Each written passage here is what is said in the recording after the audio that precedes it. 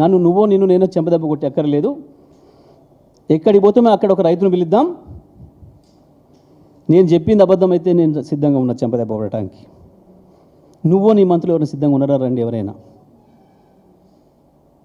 నీ మంత్రులు ఎవరైనా పంపినా ఏం లేదు. నేను నువ్వే రా అని కూడా నేను అడగటం లేదు. నీ మంత్రినైనా పంపు. ఆ రైతు పక్కనున్న రైతును పిలిచి ఎవరిని చెంపదెబ్బ కొడతాడో కొట్టమందాం. నేను ఇంత మర్యాదగానే చెప్తున్నా. చాలామంది ఎదురు చూస్తున్నారు బయట నీ భాషలో మాట్లాడమని, కానీ నేను మాట్లాడతలేను. నేను నీ స్థాయికి దిగజాలను. నేను ఇవాళ ప్రతి అక్షరం నువ్వు నిన్న మాట్లాడిన దాంట్లో ఉన్న తప్పుల మీద నేను మాట్లాడినా. చేతనైతే దీనికి వివరణ ఇస్తావా, నువ్వు ఇస్తావా, నీ మంత్రి ఎవరిని ఇస్తారా మాట్లాడమను.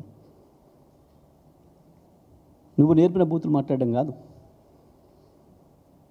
చెప్తున్నా. రేపు ప్రజల ముందే పెడుతున్నా. సూర్యాపేట తుంగతుర్తి రైతాంగంతోనే ప్రారంభం చేస్తూ ఉన్నా.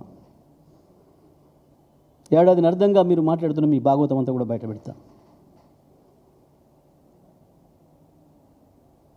మీరు మాట్లాడేది ప్రతి అక్షరం మీకు తోడు దొంగలుగా ఉన్న కొద్దిమంది పుంకాలుగా రాస్తున్న 1000 పేజీలు అబద్ధం అనే విషయాన్ని నిరూపిస్తున్నాం.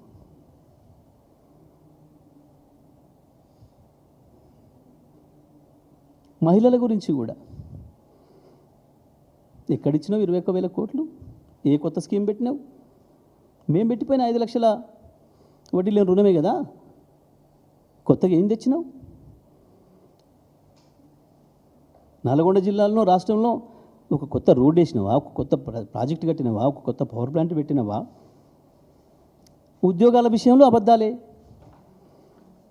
తీసుకొచ్చి 50,000 తలకాయలు లెక్క పెడదామంటున్నావు. రా పెడదాం. నువ్వు ఇచ్చిన నోటిఫికేషన్లతో కేవలం 11,000 ఉద్యోగాలు తప్ప ఒక్క ఉద్యోగం ఎక్కువ ఇచ్చినట్లున్నా నేను దేనికైనా సిద్ధం. తీసుకురా అదే తలకాయలని అడుగుదాం. నువ్వు ఏ నోటిఫికేషన్లో వచ్చినావు? కేసీఆర్ నోటిఫికేషన్లో వచ్చినవా? రేవంత్ రెడ్డి నోటిఫికేషన్లో వచ్చినవా? అడుగుదాం అదే తలని.